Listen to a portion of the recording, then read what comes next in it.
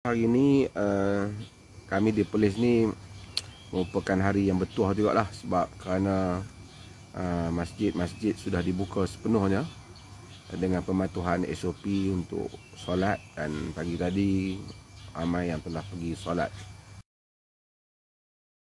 subuh berjamaah. Solat subuh berjamaah ini adalah merupakan sesuatu yang sangat penting dalam hidup kita. Permulaan hari kita patut mulakan dengan penuh kebaikan.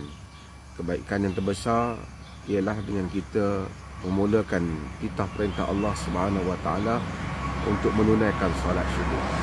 Walaupun sah solat subuh itu di rumah, tetapi solat subuh di masjid adalah mempunyai fadilat yang besar, dengan solat berjamaah, kemudian diikuti dengan zikir dan seumpamanya. Lebih baik lagi jika kita bangun lebih awal untuk kita menunaikan qiyamul lail, tahajud, dan berdoa memohon pertolongan Allah, dan kemudian kita ikuti dengan solat subuh di masjid. Okey, tak dalam negeri lain mungkin masih lagi tak boleh solat, tapi alhamdulillah kami di Perlis ni tolong doakan. Kes sangat sedikit, ada masa kosong, ada masa 2, 3, dan sangat terkawal, alhamdulillah. Okey, hari inilah kita akan sebut hadis Aisyah radhiyallahu anha, isteri Nabi sallallahu alaihi wasallam, ummul mukminin. Aisyah merupakan wanita yang bijak, dan melalui Aisyah radhiyallahu anha lah banyak kita mengetahui hukum hakam yang bersifat hubungan rumah tangga khususnya, dan selainnya jugalah.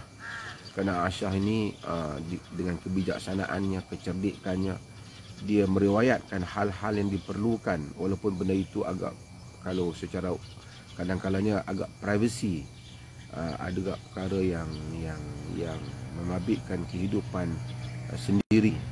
Tetapi Aisyah radhiyallahu anha meriwayatkan riwayat-riwayat ini untuk membolehkan kita mempelajari hukum hakam syarak daripadanya. Kata Aisyah radhiyallahu anha, kana ya'muruni fa'attaziru wa yubashiruni wa ana haid.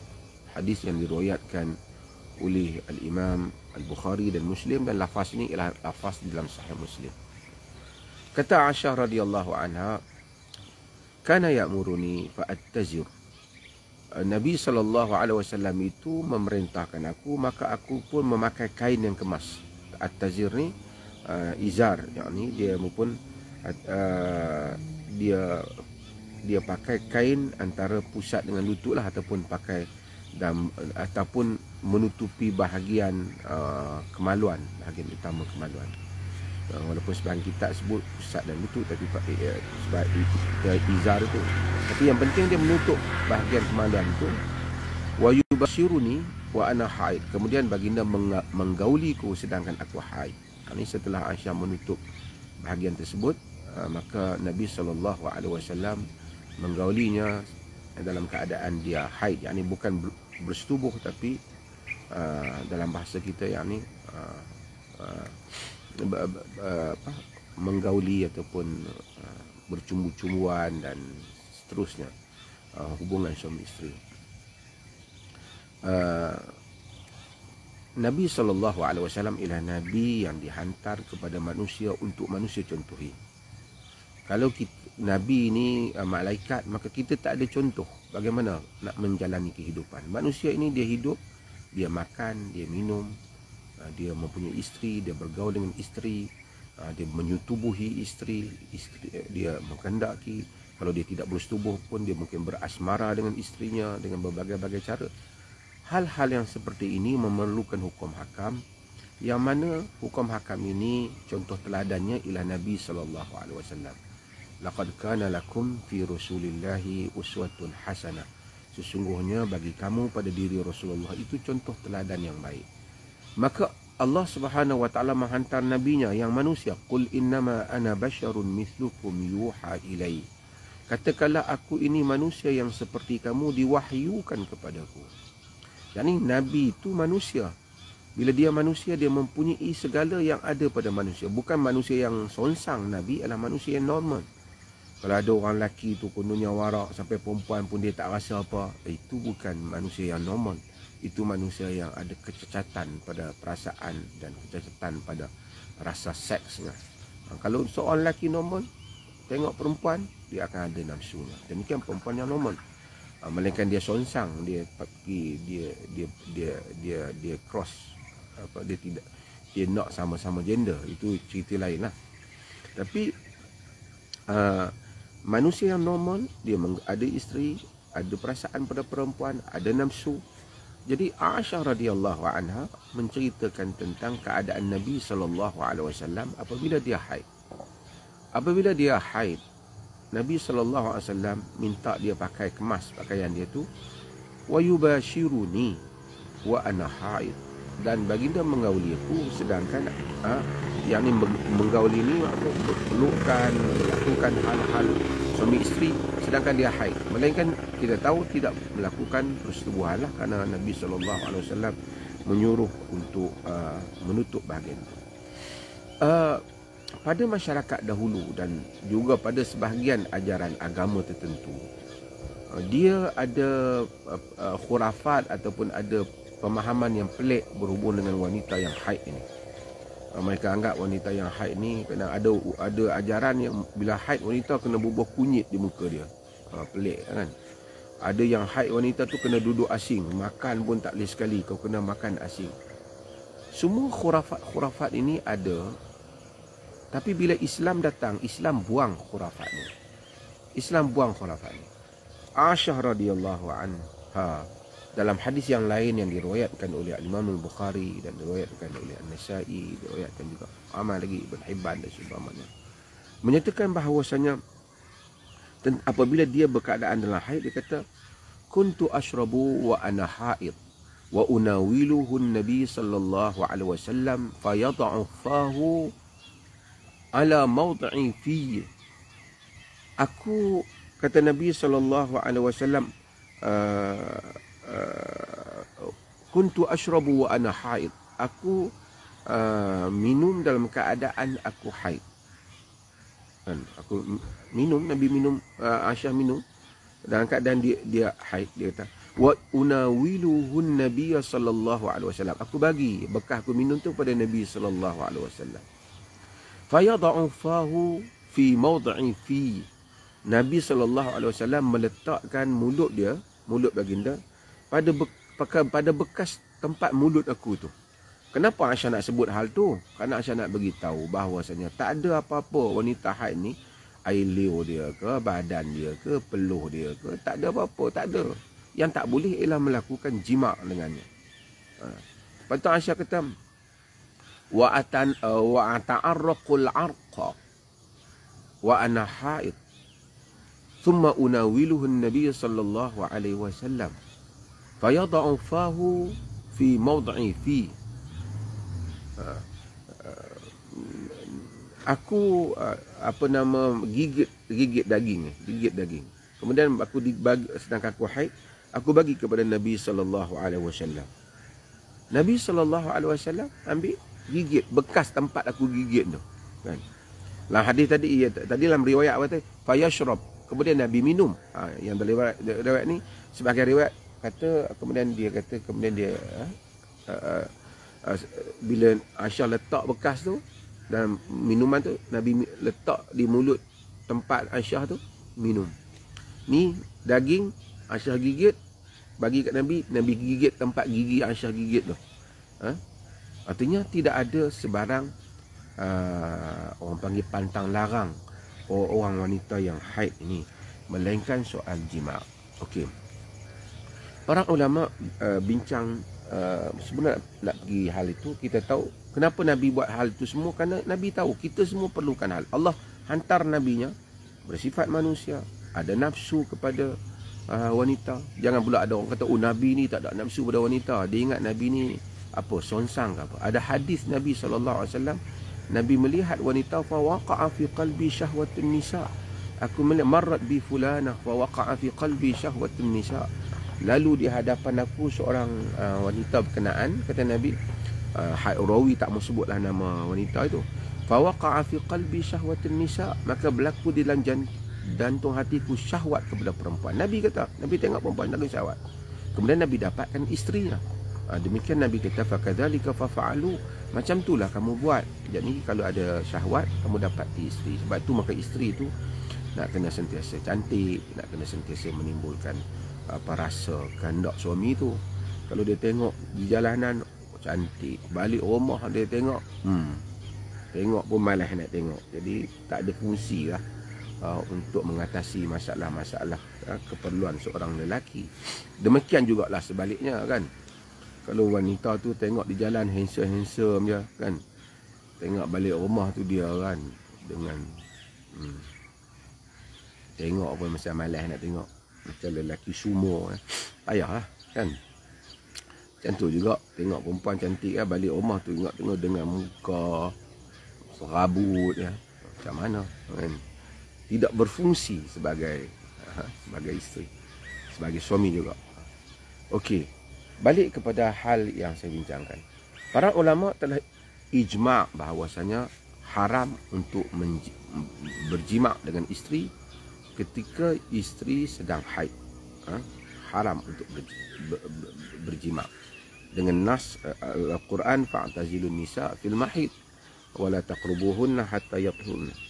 Jangan kamu mendekati wanita ketika mereka haid, dan jangan kamu hampiri mereka sehingga mereka bersih. Hampiri ini melakukan hubungan seks dengan mereka sehingga mereka bersih. Okey. Kemudian mereka semua sepakat lagi, para ulama, antara atas daripada pusat dan bawah daripada lutut, bahagian-bahagian ni tidak menjadi masalah. Bahagian-bahagian ni tidak menjadi masalah. Dan maksudnya kalau satu isteri tu telah pakai kain yang menutupi pusat dengan lutut, kalau nak buat apa pun atas daripada dua bahagian ni tak apa. Ataupun kalau nak bergaul dengan isteri pun di atas lapik antara pusat dengan lutut ni tidak menjadi masalah. Ini juga mereka sepakat dalam hal ni. Okey. Cumanya mereka berbincang tentang macam mana antara pusat dengan lutut. Ya, ni kawasan ini. Bolehkah masa haid suami bermesra dengan kawasan tersebut? Okey.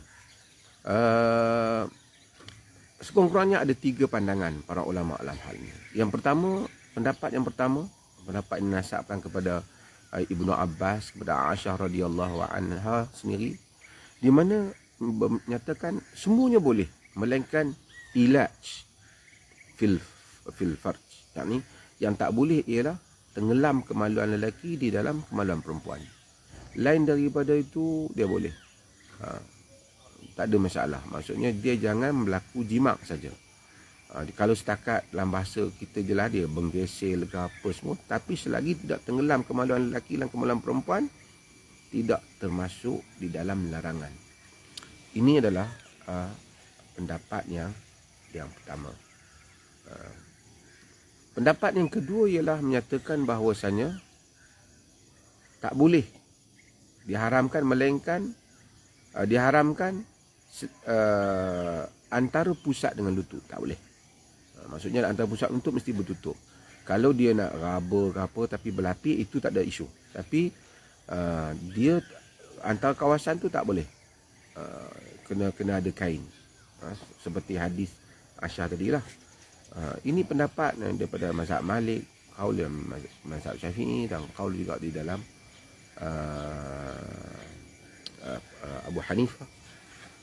Ada pendapat yang demikian, dan pendapat itu kita tengok agak popular dalam kitab-kitab fiqh. Okey.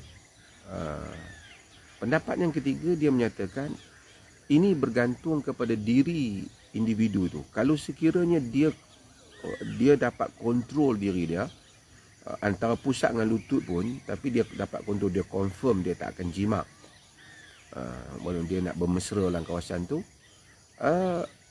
kalau dia boleh kontrol, maka dia dibolehkan. Jika dia jenis tak boleh kontrol, kalau dia buat main kawasan tu, memang dia akan lajak kepada jima', maka orang yang seperti ini diharamkan daripada awal, termasuk larangan ini seperti saddu zara'i'. Alasannya kerana Aisyah radhiyallahu anha dalam hadis riwayat.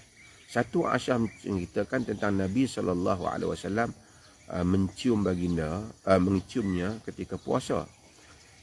Dan satu mencerita Nabi bergaul dengannya ketika dia haid. Aisyah kata, ayyukum yamliku irabahu kama kana Rasulullah sallallahu alaihi wasallam yamliku irabah. Siapa yang dapat kontrol kemaluannya seperti mana Nabi dapat kontrol kemaluannya. Maksudnya, kalau awak boleh kontrol, tidak menjadi masalah. Ini pendapat yang ketiga. Dan mereka berdalil lagi kerana seorang lelaki yang datang kepada Nabi SAW, dia kata, ya Rasulullah, uqabbil wa ana saim. Satu orang tua datang, syaikhun datang kepada Nabi. Hadis yang diriwayatkan oleh Imam Ahmad dan Musnad. Nabi kata, na'am, boleh. Lepas tu datang orang muda, dia kata, uqabbil wa ana saim, aku cium dan sedangkan aku berpuasa. Nabi kata, la. Nabi kata, tak. Menyebabkan sahabat tengok, kenapa ada dua jawapan. Tadi kata boleh, ni tak boleh pula. Apa Nabi kata? Nabi kata, inna syaikha yamliku nafsahu. Kerana orang tua tu dapat kontrol diri dia. So whatever, yang penting pendapat yang ketiga menyatakan jika boleh kontrol antara pusat dengan lutut pun tak akan berlaku jima, maka dibolehkan. Jika dia tak boleh kontrol, maka dia tak dibolehkan. So kita ada tiga pendapat dalam hal ini. Mungkin pendapat yang ketiga tu nampaknya macam ada rasional dia yang kuat, ataupun jika sesiapa yang dalam bab dia memilih pendapat dalam mazhab umpamanya. Pendapat yang ketiga ni disebut oleh sebelum tu. Pendapat yang ketiga ni disebut oleh Ibn Rajab Al-Hambali dan sebahagian kalangan ulama-ulama Syafi'iyah. Juga menyebut ulama-ulama mazhab Syafi'i juga ada menyebut pendapat ni. So sesiapa yang melihat dirinya berada dalam kawasan mana, ataupun dia tak, kalaulah dia langsung tak ada terdesak diri dia boleh untuk duduk dengan isteri dia antara pusat dengan lutut, dia ada pakaian, dan kemudian of course dia akan tidur dengan isteri dia kan. Jadi tak ada masalah lah dia nak berpelukan dalam keadaan itu, ataupun dengan qaul-qaul yang saya sebutkan tadi. Dengan yang penting hendaklah memastikan tidak boleh berlakunya jima', kerana itu adalah sepakat tentang pengharamannya. Ini adalah hukum yang penting yang mungkin kita sebut kerana akan membabitkan ramai orang kan. Ada orang ada 1, 2 isteri, 3 isteri, 4 isteri. Mungkin yang ada banyak isteri tu banyaklah option dia, tetapi bagi yang ada 1 isteri tu, mungkin dia akan itu keperluan dia. Kadang-kadang dia balik daripada jauh, tak ada, itu dia isteri dia perlukan isteri dia. Qaul-qaul yang berbagai-bagai ini akan dapat memberikan ruang kepada manusia untuk mengamalkan agama. Yang penting kita semua pasti syarak mengharamkan menjimak isteri ketika di dalam keadaan haid. Okey, itu jelas.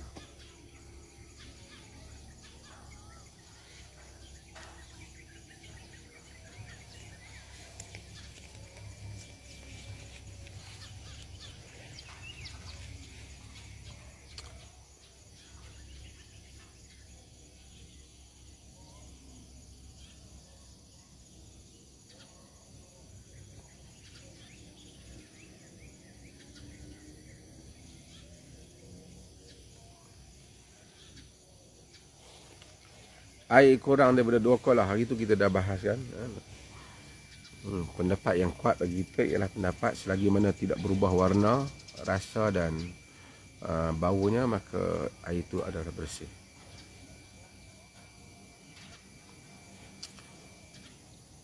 Ada soalan lagi?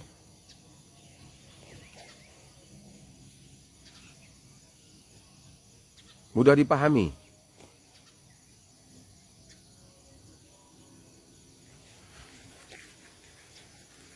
Indah perlih. Takkan dengar bab bergaul isteri masa haid terus nak pindah perlih.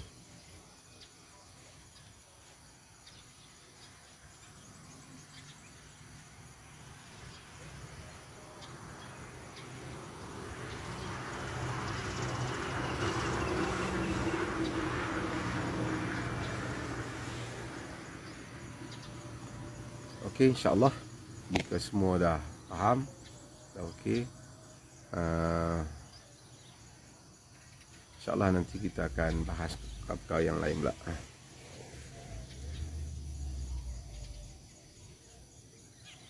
Boleh tak isteri tidur berasingan dengan suami sebab tak tahan bau? Asalnya kalau sebenarnya isteri boleh bukan saja tidur berasingan suami, jika suami itu terlalu menyakitkan dia, sama ada bau ke keadaan ke, yang dia tak tahan, dia boleh bukan saja berasingan. Masa dia duduk dengan suami memang dia kena patuhi suami, tapi dia boleh pergi kepada step yang lain, dia boleh juga minta perpisahan sebenarnya. Bukanlah saya galakkan apa, tapi saya nak menceritakan tentang peruntukan. Sebab itu hadis yang kita isteri Sabit bin Qais apabila datang kepada Nabi sallallahu alaihi wasallam, dia kata la a'tibuhu fi dinihi wala fi khuluqihi walakinni akrahul kufra fil Islam. Aku tak petikai agama dia, aku tak petikai akhlak dia, tapi aku tak suka kufur dalam Islam, maksud derhaka suami. Maksud dia tak boleh tahan hidup dengan suami dia. Nabi SAW bagi peluang, dia berkata, Nabi kata ataruddina hadiqatahu, kau mau bagi balik ke mahar dia? Dia bagi kebun tu, kau bagi balik ke? Pasal itu mahar dia.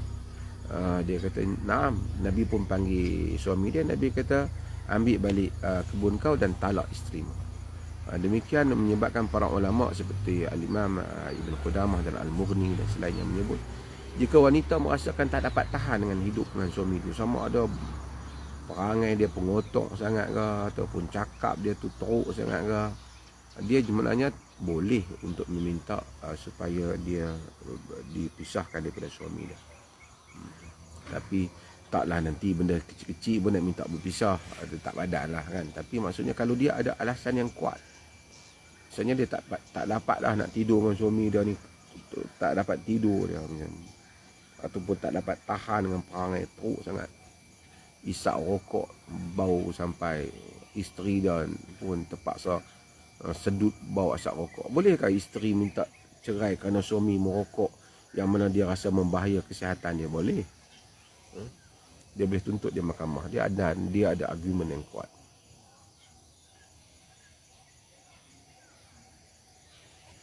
Bolehkah bersihkan air mazi dengan tisu? Boleh bersihkan air mazi dengan tisu.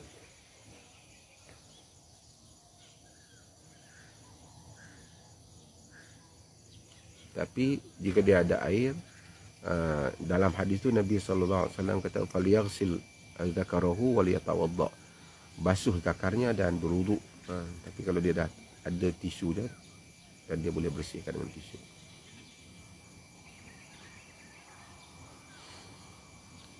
Ada pasal wine, ada, cuba tengok video saya ada bahas, dia juga panjang sikit, nanti kita akan sampai juga bab tu tentang benda yang bertukar sifat, daripada chemical transformation, berlaku transform chemical.